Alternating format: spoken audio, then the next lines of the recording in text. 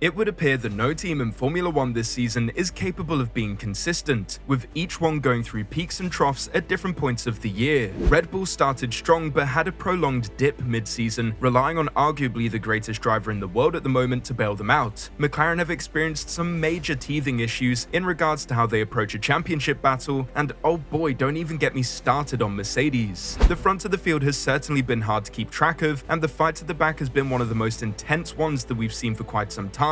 However, there is one team that has gone from the sharp end all the way to the depths and back, to the extent that they've suddenly risen into championship contention right when it matters. Scuderia Ferrari have all the makings of a championship winning team, so why then have they not been able to pull it together yet, and will they be able to by the end of the season?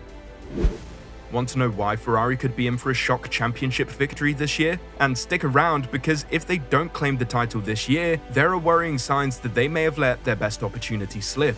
Brazil was truly a weekend to forget for Ferrari, with Charles Leclerc struggling to move forward and ultimately falling victim to the red flag coming after his pit stop, and Carlos Sainz crashing twice in one day, having more of an impact on the barriers than the race itself. The upwards trajectory that the team has experienced since Monza came to a sudden and violent stop in the rain at Interlagos, and it seems to have caught everyone at the team by surprise. Just the week prior, Ferrari managed to secure a strong double podium, and just 1 week before that they cantered home to one of the more dominant 1-2s of the season. So just where did it all go wrong for Ferrari in Brazil? Even if both cars had stayed on the track, they wouldn't have even troubled Verstappen at the front, though Charles was contending for a podium prior to the red flag, with a pretty major issue being that they just could not challenge the cars ahead of them. Carlos Sainz had a pretty major setback in qualifying, having to start from the pit lane following a crash in qualifying earlier on in the day. The incident would typically be one that the team could recover from even if they had to change core components and start from the pits. However, the 3-hour window between Q3 and the lights going out limited how effective the engineers could be in regards to getting the car optimized for the race start.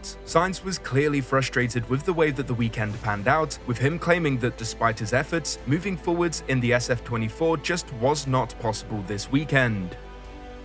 Oh, just two very strange, unfortunate crashes today. A bit of a nightmare day. Honestly, the two of them, no sign of me crashing, so I couldn't do anything to avoid them. But at the same time, it was not easy out there to overtake. So starting from the pit lane, it was always going to be difficult to make it to the points. Apologies to the whole team for the two crashes. I hope we can come back strong.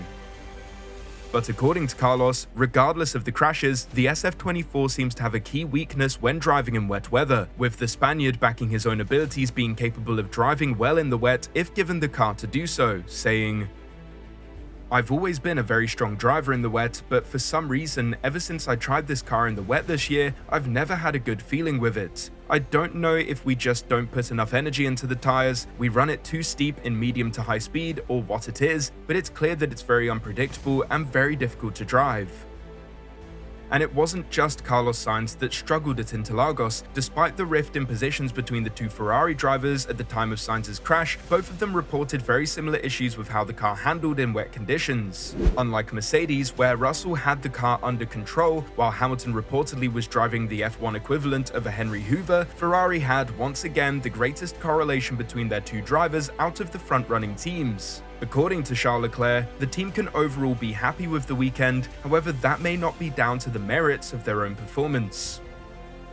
The pace just wasn't there, except maybe in qualifying. I think in qualifying we weren't that bad with new tyres and low fuel, but in the race, we were going nowhere. But more than just lacking competitiveness, the problem was the car was very difficult to drive. It was extremely challenging to not make mistakes, and in the end, looking at the overall picture, the only thing we can be somewhat satisfied with is that we finished ahead of the two McLarens and only lost a few points. We managed to limit the damage well in a weekend where they seemed very strong.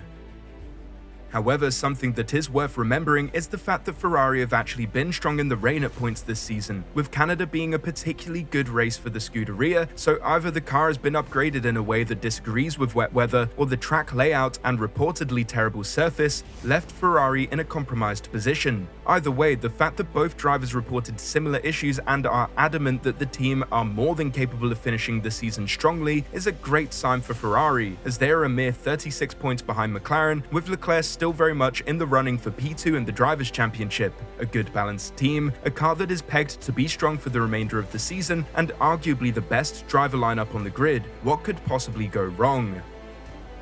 While the fact that the team are breaking up said driver lineup in favor of bringing in Lewis Hamilton, a man who, while certainly no slouch and still one of the greatest drivers of all time, seems to be in somewhat of a rut at the moment. The Brit seems to have entirely lost all motivation, and it's become apparent that, despite his 2 wins and constant thanking of the garage and those back at the factory, he feels that he cannot get out of the Brackley team quick enough. This weekend seemed to be a breaking point for the 7-time world champion, as he gave a scathing interview following the race, saying, "Yeah, well, the race was crap. Saturday was terrible, today was terrible, yesterday was bad, qualifying was bad, the sprint race was bad, the car's just been bad all weekend." And yeah, that does seem to be an accurate recalling of Lewis Hamilton's weekend, with him struggling in and around the same areas as the RBs and Sergio Perez, while his teammate canters off down the road, managing to find performance, and should have on merit possibly won the race. Now, while we could put all of this down to the driver being spec'd towards the driver that isn't leaving the team for one of their biggest rivals next season, it would appear that the cause of Hamilton's hatred towards the W15 is a familiar issue that plagued most of the field just a couple of years ago.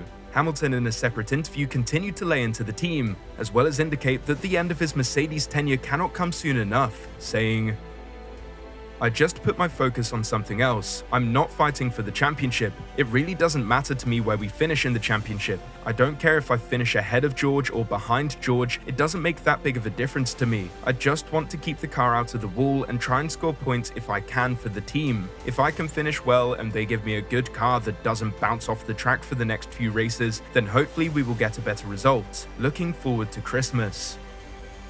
The recent years for Hamilton at Mercedes have certainly not been easy, with 2021 being the last truly competitive year for the Brackley team before absolutely nosediving in 2022 and never truly recovering, save for a few wins this season between their 2 drivers. Hamilton's exit from the team in the final year of the current regulations is a roll of the dice similar to his exit from McLaren, however this time it is much different, and the reason why may be of great concern to Ferrari. Hamilton still clearly has the minerals to put a win-capable car on the top step of the podium, there is no questioning of that. However, will Hamilton's status as a driver at the back end of his career, as well as the fact that he hasn't been fighting at the front and has seemingly given up on the season, combine together to have blunted the 7-time world champion's capabilities? Like we said, Hamilton is still capable of being the best driver on track on his day. However, will that translate to the energy and capacity to perform over the course of a close title fight next season, and Ferrari will hope, into the new regulations? And more importantly, will bringing in a driver of Hamilton's prestige and capabilities upset the apple cart, and potentially leave Ferrari worse off than if they had kept possibly the closest driver pairing on the grid? I guess we'll find out next year, but for the time being, Ferrari should be keeping an eye on Hamilton, or possibly even looking the other way entirely in fear that they have made an incredibly rash and costly decision in more ways than just one. Let us know your thoughts in the comments below. Thank you for watching.